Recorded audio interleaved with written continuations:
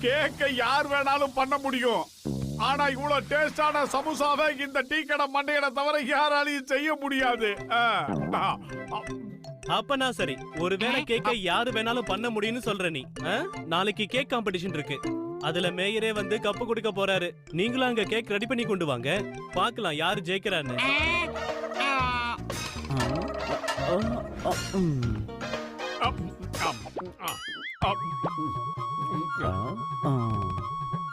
Okay, நாளைக்கு நாங்க cake பண்ணி கொண்டு வரோம். காம்படிஷன்ல கலந்துக்கிட்டு ஜெயிச்சு காட்டுறோம். என்ன பத்துலோ?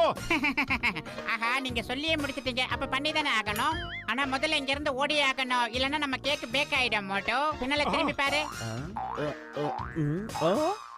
அப்படியே யூ டர்ன் அடிச்சு எஸ்கேப் ஆயிடு.